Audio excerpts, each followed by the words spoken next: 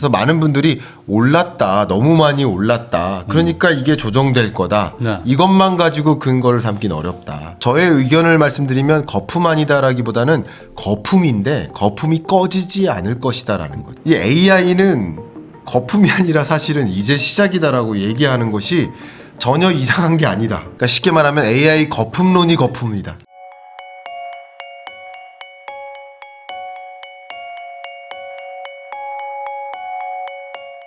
안녕하세요. 부익남TV의 부익남입니다. 오늘은 머니트렌드 2026의 공저자이시죠. 한양대학교 겸임 교수이신 김광석 교수님 모시고 최근 한국과 또 세계 경제에 대해서 또 다양한 이야기 한번 나눠보도록 하겠습니다. 네, 안녕하십니까. 안녕하세요. 반갑습니다. 네. 네, 오늘 또 네. 아예 또 자료까지 또 만들어가지고 네. 오셔서 이제 네. 꼭 설명을 해주시고 싶은 게 있다고 하셔가지고 네. 네, 저희가 이제 자료까지도 보여드릴 건데 그렇죠. 사실 저희가 이제 머니트렌드 2026을 같이 이 공저자로 참여를 해주셨지만 네. 이제 딱 이제 연말이다 보니까 내년 또 어떻게 되는지 뭐 이런 것들도 고민도 되시고 특히 이제 그렇습니다. 지금 또 막 주가 막 흔들흔들하니까 그러니까요. 이 상황이 또 뭐 버블이냐 아니냐 이거 가지고 또 논란이 많잖아요. 맞아요. 네. 이런 얘기들도 좀 해주시면 좋을 것 같습니다. 맞습니다. 우선은 지금 뭐 제일 이슈는 뭐 어제인가요? 막 폭락하더라고요 주가가 막 네. 테슬라 막 6점 몇 프로 빠지고 예. 순식간에 네. 그러면서 지금 AI 관련해 가지고 계속 그 얘기 나오던 버블 논란이 좀 다시 한번 재점화되는 것 같은데 네. 교수님 생각은 어떠십니까? 일단 큰 틀에서 그걸 좀 정리를 확실히 하고 가시면 머니 트렌드를 좀 정리하는 데 도움이 되실 텐데 일단은 이런 현상만 한번 볼게요. 연일 오르다가 상당 기간 오르다가 25년 4월 한 3일에서 10일 사이에 저점을 기록하고 그 이후에 계속 오르다가 한 에이펙 정상회담 이후에 평지를 네네네. 찍죠. 근데 오를 때도 AI 기업들이 오르고 또 조정될 때도 AI 기업들이 조정되고 올랐다 떨어졌다 하는 거예요. 네. 그럼 이거부터가 어쩌면 거품론이 아니라는 증거가 되지 않을까요? 그게 어떤 의미인가요? 무슨 얘기냐면 오를 때도 오르고 떨어질 때도 떨어진다.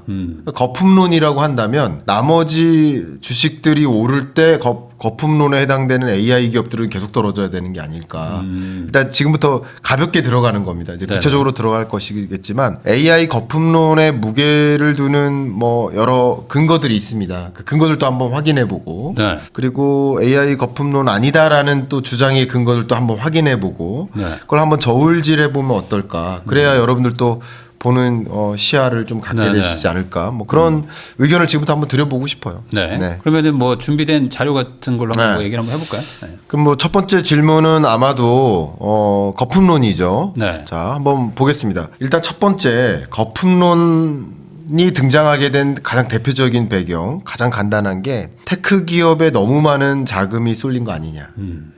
이 그래프 보시는 것처럼 M7 기업의 전체 S&P에서 차지하는 비중이 원래 한 10년 전에 9.8%밖에 안 됐는데 지금은 S&P 500 중에 36.2%나 다 M7 기업이다. 네. 그만큼 과도하게 돈이 얘네들이 몰렸다. 쏠렸다. 그럼 이제 미국 경제 구조나 자본시장의 구조가 만약에 M7 기업 중에 하나가 흔들리기 시작하면 네. 지금 제일 물망에 오르는 기업이 오픈 AI인데 네. 오픈 AI 같은 기업이 하나 흔들리면 그만큼 미국의 자본시장이 흔들릴 가능성이 높아졌다. 9.8%였다면 M7 중에 하나가 흔들려도 네. 그게 뭐 미국 자본시장이 흔들릴 가능성은 덜한데 이 정도면 완전히 흔들릴 수도 있지 않느냐 그렇죠. 하는 근거가 되는 거예요. 하나. 네. 자, 이게 하나의 근거고요. 두 번째는 말 그대로 너무 많이 올랐다 이거죠. 그동안 너무 많이 올랐다. 자, 팔란티어 뭐 거의 700배 올랐다. 테슬라 뭐 거의 300배 올랐다. 뭐 퍼 기준으로 말씀드리는 겁니다.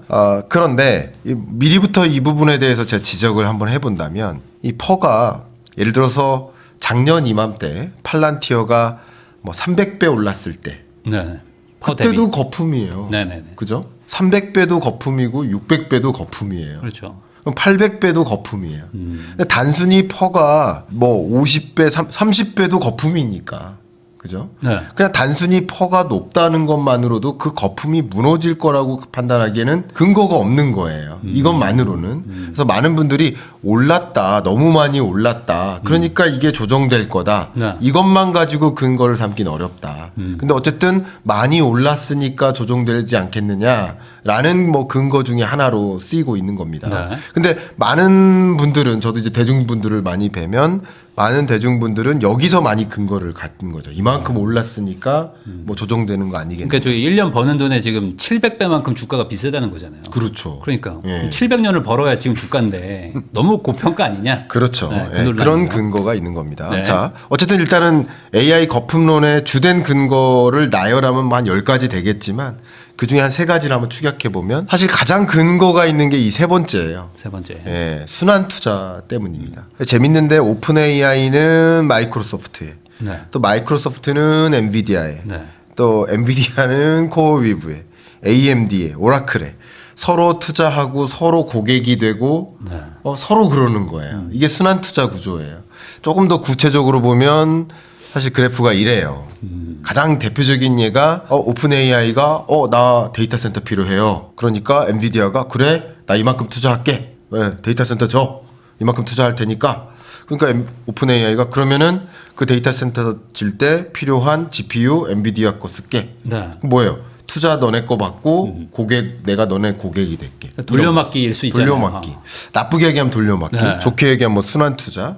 근데 여기부터 제가 근거를 하나 댈게요. 뭐 벌써부터 이제 제 느낌이 AI 거품 아니다라는 근거가 될 것 같은데 저의 의견을 말씀드리면 거품 아니다라기보다는 거품인데 거품이 꺼지지 않을 것이다라는 거죠.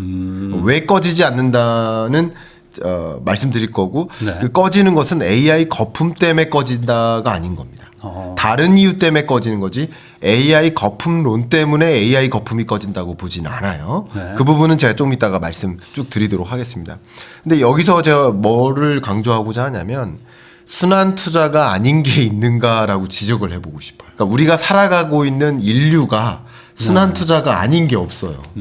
제가 우리 사실 그렇죠. 우리 정태익 동생을 제가 죄송합니다.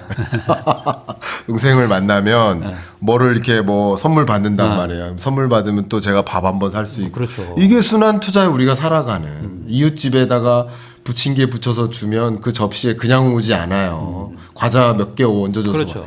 예를 들어서 우리 기업들도요. AI 기업이 아니다 하더라도 현대차가 있어요. 현대차의 공급업체들이 있습니다.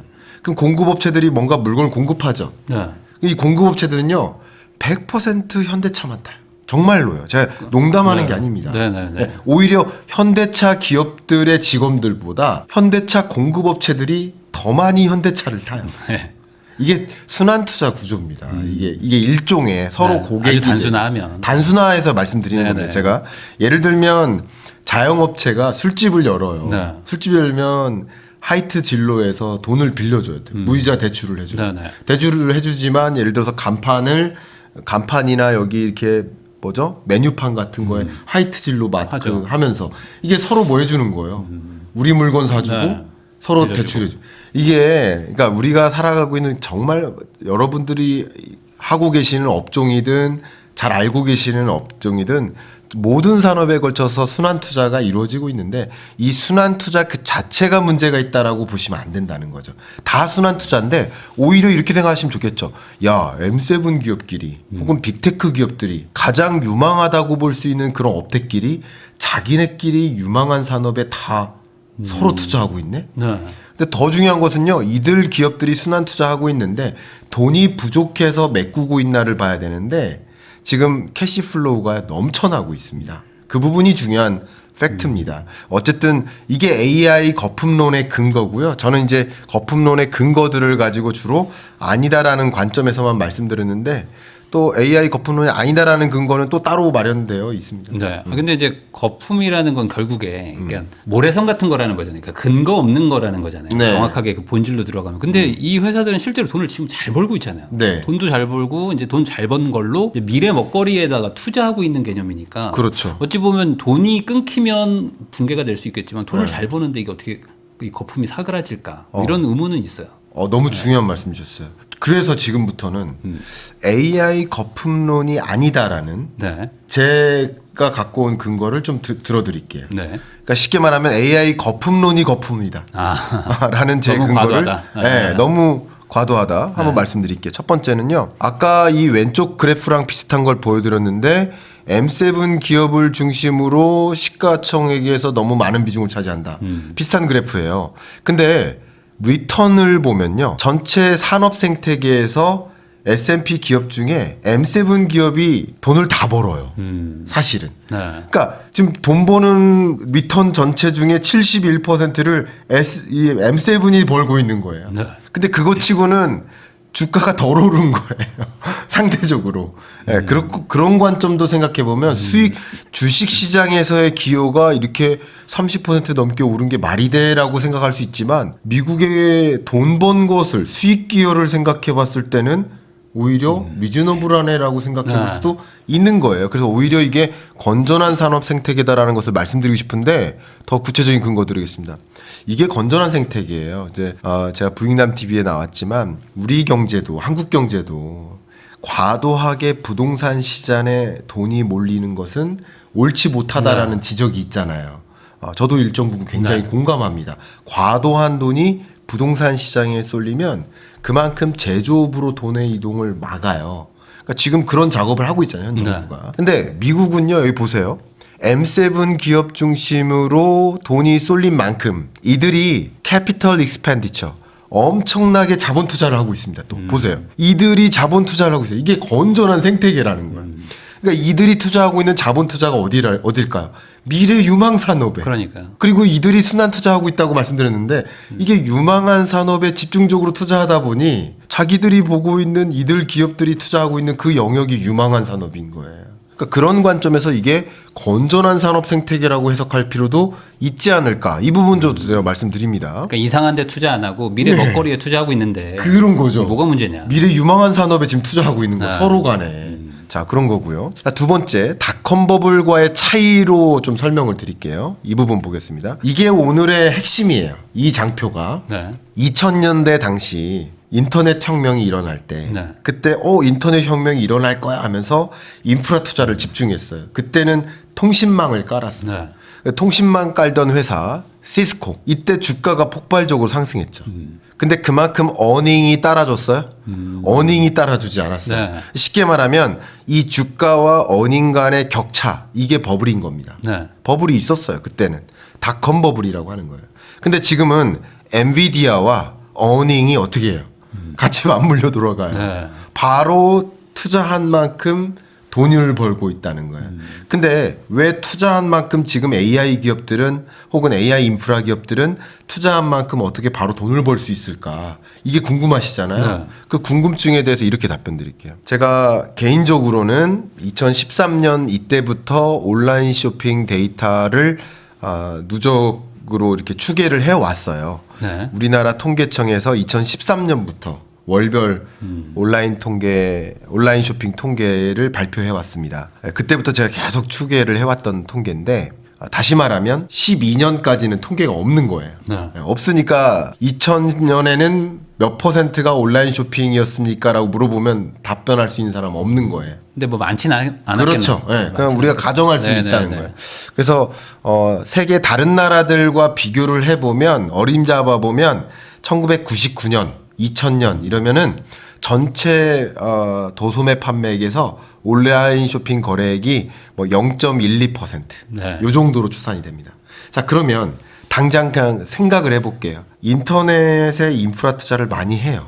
그래서 온라인 쇼핑으로 연결이 돼요. 네. 그럼 얼마나 막 수익을 거둘까? 그래봐야 얼마 안 되네요. 그렇죠. 근데 지금은 25년은 이미 41% 이상이 온라인 쇼핑으로 이루어지고 있다 보니 투자한 만큼 바로 수익화가 이루어진다. 좀 다른 거죠, 생태계가.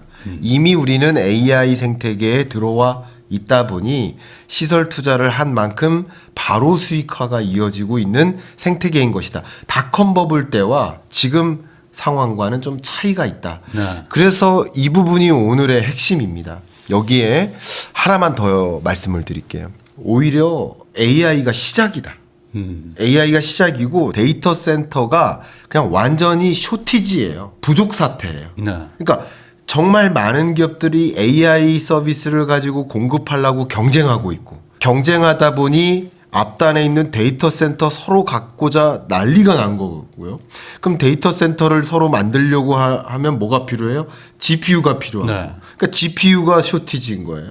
그 우리나라도 오죽하면 정부가 그 공약으로 GPU 몇 개 확보를 걸었겠습니까? 그죠? 그만큼 GPU를 수급받기가 어려운 환경이었던 건 맞는 거예요. 공급 부족.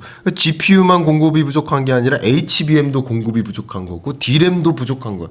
그러니까 요즘 D램 가격이 한 달 동안 3배 오른 거 아니겠어요? 그러니까요. 공급 부족인 거예요. 그러니까 지금 AI 서비스를 공급하는데 경쟁이다 보니까 이 AI 서비스를 공급하는 밸류 체인 자체가 다 쇼티지인 거예요. 그리고 이제 이런 것을 지금 늘려나가는 계획을 생각하다 보니까 지금 다시 돌이켜 보니 앞단에 있는 뭐가 또 공급 부족이 있을 거라고 생각이 되는 거예요. 전력 공급. 야, 이러다 보니 전력 공급이 부족한 사태가 오겠구나. 예를 들어 보면요. 우리나라를 대표하는 데이터 센터가 세종에 있어요. 네. 그 네이버에 각세종이라는 데이터 센터가 있는데 그게 축구장 한 41개 사이즈 정도 되는데 그 데이터 센터가 사용하고 있는 전력량이 인구 100만 가구 도시. 혹시 100만 가구 도시 아는 도시 100만이요? 네, 대략. 뭐 청주가 한 70만 정도 되고. 네, 청주보다 훨씬 크죠. 광주도 한 134만 네. 정도 되니까. 경기도에 고양시가 그러네요. 106만이더라고요. 화성 뭐 고양시 이런 데 있겠네요. 고양시가 106만인데 네. 경기도 고양시의 가정용 전력량보다 그거 하나가 얘가 더 많이 써요. 네. 전력량. 그 정도 씁니다. 근데 전력량을 예를 들어 그 정도 쓴다라고 하면 딱 그 정도만 전력을 공급하면 될까요? 좀 더 해야죠. 더 해야죠. 네. 그러니까 60%만 전력을 쓰는 거예요. 그러니까 100%의 전력이 공급돼야 된다 그러면 그중에 60% 정도만 쓴다고 보면 돼요. 그만큼 전력 공급이 엄청납니다. 근데 이 데이터 센터를 네이버만 쓰는 게 아니라 GPU가 공급됐으니 이제 HBM도 막 공급이 돼야 되고 데이터 센터를 여기저기 지어야 되고 그러면 우리나라도 전력 수급 계획을 다시 짜야 됩니다. 그러네요. 원자력 발전 재가동이라든가 전력 수급 계획 자체를 다시 그러니까 이 판을 다시 짜야 돼요. 네. 그러니까 지금 무슨 말씀이냐면 AI에 대한 그 고민이 집중되다 보니 앞단에 있는 이 밸류 체인이 다 쇼티지인 거예요. 그 정도인데 지금 AI가 거품이다.